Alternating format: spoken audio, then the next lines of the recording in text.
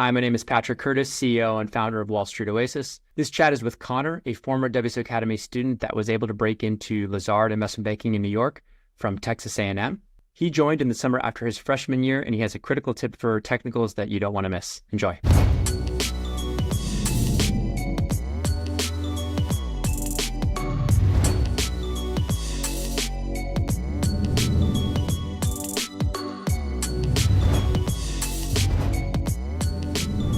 All right, Connor, thanks so much for joining us today. Really appreciate it. Yeah, thank you for having me. So it'd be awesome if you could just give the listeners a quick summary of your bio. Sure, yeah. My name is 𝗂𝘗𝗿𝗄𝗏. I'm a rising junior at Texas A&M. There, I'm an econ major. I'm involved in a variety of finance-related organizations and a couple of ethnic organizations as well. A little bit about my professional experience. I worked at wealth management my freshman year. Then this next summer, or in a couple of weeks, I will be interning at 𝗂𝗏𝘃𝗏𝘀. It's a Houston-based investment bank focused in the middle market. And then next summer, I will be a summer analyst at Lazard in their New York office, focusing on M&A infrastructure. So not bad. Texas A&M to New York Ivy elite boutique. Pretty good outcome. Yeah. Pretty good outcome. So let's start. Let's go back a little bit. Kind of freshman year, you did have that wealth management internship kind of freshman summer, but was it freshman year where you kind of knew what investment banking was, or when did you figure out that might be something you want to pursue? Talk to me a little bit about that. Like, was there family involved here? Like, I had a family of like all doctors, so they had no clue in terms of like what finance was. I'm curious, were you in a similar boat? So my uncle has been a big mentor to me, and he was kind of on the finance side of a big corporation. And so I came into A&M knowing that I wanted to do something in finance. Yeah. So I joined the Aggie Investment Club. Some of the leadership there were going to New York and to Houston investment banks. And they kind of turned the investing club into the investment banking club. And really, as a freshman, I didn't know that the recruiting process starts as a sophomore. So I kind of took it really seriously as a freshman. And so fall is where I really found out about it. And from that point on, started getting on phone calls with bankers and trying to meet with as many, students who were going into investment banking and what they did their freshman year. A lot of them didn't even find out till later. So that really put me at an advantage. Yeah. So you were super early, right? And then you came to us, I think, it was June, right? June or July of your freshman, yes. Like going into your freshman year? Yes. Yeah, or it was going into my sophomore year. So you were still like what I'd call early, but not super early, because like you said, coming from a non-target, you kind of need to put in the legwork for the networking. So I think you were pretty aggressive, though. From what I remember of our accountability matrix, I remember seeing you start and you were just like boom, boom, boom, boom, just like ratcheting through it. Like you were really attacking it, which was good to see. Obviously, there's a little more time in the summer, especially with the wealth management internship. But exactly. You kind of got to the point where you were able to network. I mean, you had the story down. You kind of knew why. You had to tell me about yourself, really polished pretty fast with some of the head mentors, from what I recall. And then tell me a little bit about just like how those initial networking calls went, because I know for a lot of students, especially young students, freshmen going into sophomore year or even freshmen, it can feel awkward as an 18 or 19-year-old talking to like a 25-year-old banker that's already been in the industry. Talk to me about that. Yeah, I definitely came into it with that awkward mindset. I'm like, what am I doing here? Or am I just going to get through these 20 questions? I had a notes on my phone where it was just 20 questions. And even on one of my phone calls, I was like, all right, that was my 20 questions. Thank you so much. And I admitted to it. It was not good. But eventually, like, I realized, hey, they're people too, like they're really genuine. And you just kind of have to like connect with them. I guess most of my closest connections went to Texas A&M or UT. Yep. And that kind of got that ball rolling. And then it's always about following up with them. I felt bad because I really didn't follow up with the people that I like first started getting on phone calls with. Mm-hmm. And then eventually I was like, hey, maybe I need to start in a couple of weeks asking more questions. And those are the people who I first started asking like a second set of questions I connected with most. Yeah. And those are the people who ultimately helped me get an internship. Yeah, that's awesome. So talk to me about that. I think people feel awkward sometimes. They do the first call and they're like, okay, maybe they got a referral, maybe they didn't. and they're thinking, well, how do I keep that network warm? Did you have like a certain set time period? I know what we recommend is typically like try to have a reason. You don't just reach out for the sake of reaching out necessarily always. If you can have a reason of like you're showing them that you followed some of their advice and kind of the outcome of that, or you have a more major update specifically around like, oh, you landed this internship, thank you so much, kind of thing, is a great time to reach out. Or you see something in the news that's very specific to them and their group or their firm. I think those tend to be the most common ways. Did you use any of those, or was it more like, hey, after 3 weeks, you just reached back out and had a new set of questions? Yeah. So my initial one was interest in firm and how they got there. Then the second one was I found out that I really wanted to do industrials. Yep. So I was like, hey, most of my connections were also in industrials, just like coincidence. Yeah. I was like, hey, really starting to look into the industrial space. Would love to learn what you're doing there. And so that kind of got that ball rolling even more. And then when I had any more processes going, I'd let them know. And if I updated my resume, say with like 𝗀𝗍𝗄𝗏 this summer, I'd let them know. And then also just kind of ask a question in there. And they're like, yeah, happy to hop on a 5-minute call. That 5-minute call was turned to 30 minutes. So anything really. But I mean, if you don't have a question, don't reach out to them because they can definitely tell. Yeah. It can't be completely forced, right? Yes, okay, exactly. So talk to me a little bit about just like, so you kind of knew pretty early on, like before sophomore year, so you weren't late, but you still had, you had the good GPA. You're at a school which is a non-target, but there are alum in the industry, right? It's not as if it's such a large school. You do have some placements. So were most of the people you were reaching out to alum? Like, were those the people? Like, let's talk numbers. So let's say you reached out to 100 Aggies. How many do you think would actually get on the phone with you? And then let's say 100 non-Aggies. And what did you see, just rough numbers, like in terms of from that initial connection request all the way through like email and getting on the phone? So I think we have a total of maybe right now currently working in banking. Some have exited to private equity or to corporate development. Yeah. On the street, we have, I'm going to say 40. And of those who responded, I would say a good 30 responded.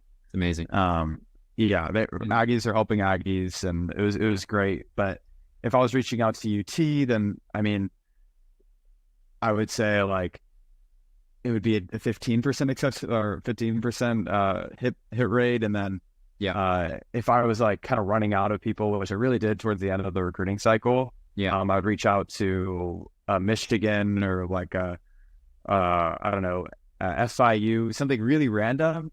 And of that, it was probably 2 to 5%. Yeah, I was just going to say, like, did you use like the non-target kind of like angle of like, hey, we're both from large state school, kind of non-target? Exactly. Yeah. So I was like, hi, I'm from Texas A&M. Like, I did a couple of them explicitly say I'm a non-target student. Yeah. But those didn't really respond. So I was just, throughout the cycle, and that's really important, is like kind of figure out, like test the waters of what in like this email works and what doesn't. Yeah, for sure. And then, obviously we have the templates, but there needs to be some sort of, you need to tailor it slightly depending on your background and depending what school you go to and whatnot. Okay. So you kind of have the summer internship that goes well. You've kind of launched your networking with us pretty soon after joining, Academy. From then, did you start like doing mock interviews with the head mentors and stuff like that to get ready right away? Or were you more just hyper focused on like that, just the networking and just meeting a lot of people? Because it sounds like you got on like 40, 50 calls from what it says. Yes, I was very hyper focused on the networking point. Like I mean, I did like continue some of those relationships, and those like year-long relationships are the ones that helped me so much. Yeah. I was also a little shy to go into the mock interviews. I don't know if you remember, like that's whenever just all the acceleration just stopped, and then you're like, hey, you need to be doing the mock interviews, and I was like, no, I don't think I'm ready.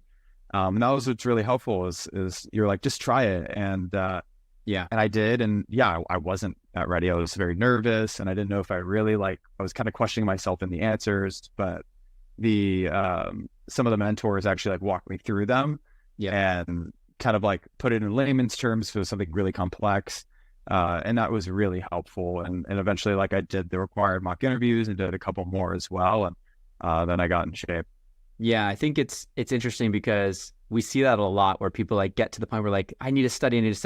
We're actually now scoring all the mock interviews. I don't know if you know this. This is before like where you have like a Yes. very set number of 10 subcategories so people can really identify where they're weak or where they're strong. And I think that's been really helpful because I'm telling everybody now, I'm like, to all the students, I'm like, do the first one. I don't care. Like, I know the basic, like very basic technicals, and you naturally you're going to know your behaviors because you're going to have done the 7 stories and why, and tell me about yourself already polished. But I think it's really important to rip off the Band-Aid on that first one because it's super awkward. It's, you're not going to nail it, but the point is get a baseline so you have a score and you kind of build off of that. And I think Exactly. that's helpful. And what we've seen is like, people are coming into us scoring anywhere typically in like the 45 to 65 range when they start. And by the end, we're seeing them in the high 80s, low 90s on an average. And some are hitting high 90s at a certain point. They're stunners. Wow. But usually what I like to see is like if you're not hitting at least mid 80s to high 80s pretty consistently across a set of mentors, it's going to be tough to get an offer out there just because there will be some kids in the high 80s, low 90s, or even mid 90s in terms of their interview. Yeah. So yeah, that's interesting. Yeah, that makes sense. Did you, so you kind of started, did you kind of stick with one mentor? Did you jump around and try to get a few different perspectives? Did you talk to anybody at Lazard or that had worked at Lazard to kind of prep for that? And, a lot of people had the perception, so that's first question number one. Question number two is, a lot of people have the perception that like elite boutiques are this crazy technical interviews. I'd like to let people know, was it more like behavioral or more technical? So let's start with the first one is like, did you talk to people who had, worked at Lazard or were working? Yes. Yeah. So in the mentor roster, I did connect with a few that had worked at Lazard previously, especially 𝗂𝗵𝗵𝗃𝗗𝗃. Yeah. He was extremely helpful. He was a part of the healthcare group. And then also I found that like I would mainly lean towards the mentors that started whenever I started. Yeah. They help so much, especially Tim as well. He would actually help walk through the technical questions with me if I really wasn't understanding. We have like a set meeting for that. So yeah, there was a couple of mentors that I go back to, but then towards the end of the recruiting cycle, I would actually get different, I guess, diverse viewpoints and go to different mentors who I'd never met before. Yeah. And they gave it to me straightforward, like they weren't like sugarcoating anything, and I really appreciated that. Yeah, we have mentors are a little bit harder than others in terms of like how they deal with mentees. Yes, some of them will really grill you and be like, "No, this is weak. Go back." But it's good. Yeah, but it's good. Yeah, it's good. It's good. Yeah. So to speak on people at Lazard, I spoke with some mentors who had worked there, and then also we have some alumni there as well. And then I guess I kind of like hit the jackpot because I was just moving. Or I was getting referred to a lot or getting a lot of referrals. Yeah. And that eventually made me talk to like 8 or 9 people there. And so that was really helpful, and especially like seeing what these interview questions were like. And to answer your next point, the interview questions, like it was very big on behaviorals. They wanted to see who I was as a person and how I thought. And yeah, they had like a couple tricky questions in there, but it was really interesting because Lazard, they're known for these type of questions where they put you in these hypothetical situations. You're an investment banker. This is the situation. How would you best walk me through this? And I'm the client. And that's where it really tests your knowledge. So any like a word of advice would to be, don't memorize these questions. Really think about it as an investment banking viewpoint and like how to give advice on that. And so that's what really helped me. And actually 𝗓 was the first person to tell me that. It really helped me prepare.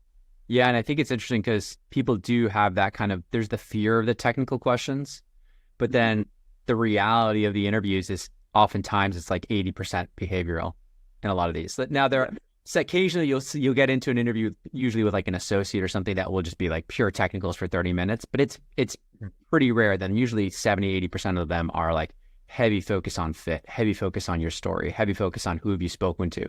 Do you have a true understanding of this firm, these divisions, these groups, how the firm works together, how a banker would advise a specific client in this specific situation? That's because what that does is it's like if you're able to answer those questions really well, you're kind of demonstrating that you know what the job is, right? Exactly. Yeah. And so I think that's probably why they index toward that, is because they feel like they could probably teach you the technicals, but the overall broad industry knowledge is like takes a little bit more time, and it allows you to showcase a little bit of all the knowledge you gained from all those conversations you had. So that's great. Exactly. Yeah, let's talk a little bit about, just real quick before we end this, because you did land a boot camp with a fund, or not a fund, a firm down in Houston. I'd talk a little bit about that, because I thought that was really interesting. I think it really strengthened your CV as well. So let's talk. Can you tell the listeners about that a little bit? Yeah, so I did the TPH boot camp. If y'all don't know what TPH is, it's the energy business of 𝗵𝘃𝗻𝗿. Now, the reason why I found out about it is because Houston places really well in, or A&M places really well in Houston, and we had a couple of alumni go, or students going there, and we had an alumni there, and they helped me. They notified me whenever it opened and helped me with some of my answers to apply.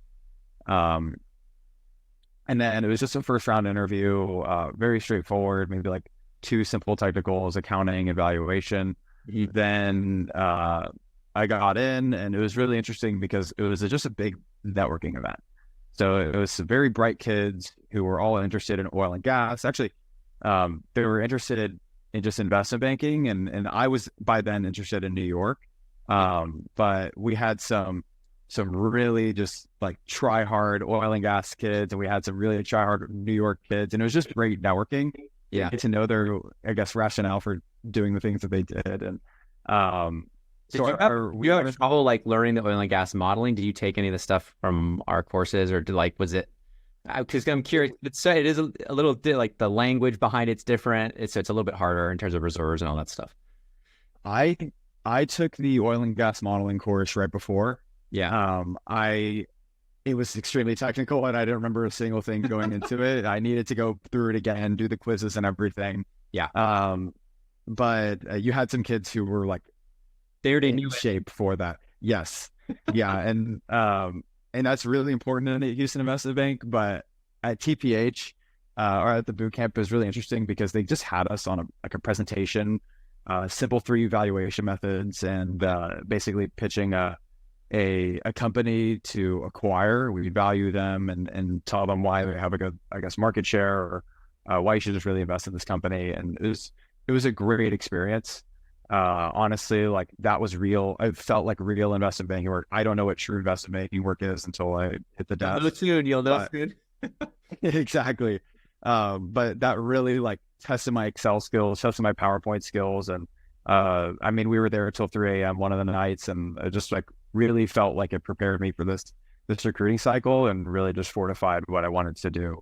Yeah, and I think if anything, it just helps brand your CV early on. I mean, you're in something like that that's a little bit more kind of targeted and specific around IB. It definitely helps land more interviews, helps you get more calls and stuff like that, because this candidate, they're serious, So awesome. Connor, any other kind of final last words of wisdom for any of the students kind of coming through recruiting or approaching recruiting, that may be similar shoes to you in terms of maybe they're not at the top super target school and they want to break into, get to New York, maybe they're not in New York, anything like that in terms of advice? Yeah, I found that whenever I would study technicals for weeks on end and not even study any behaviorals, that my calls started to get less and less, I guess, personal. So make sure that you're still having a social life, because ultimately, you're going to grow as a person. And that's what Lazard wanted to see in me, is that they wanted to see the person behind the technicals, and make sure that, yes, you are studying. I mean, I had to sacrifice my Fridays and my Saturdays. And I would say that just don't only focus on those. And I know a couple of kids who did, and it was a lot harder for them. Yeah. So you have to be well-rounded. You got to be a well-rounded. Exactly. Yeah, that's great. Well, I appreciate you taking the time, and thanks for sharing your story, Connor. Yeah, I appreciate you having me. Thank you so much.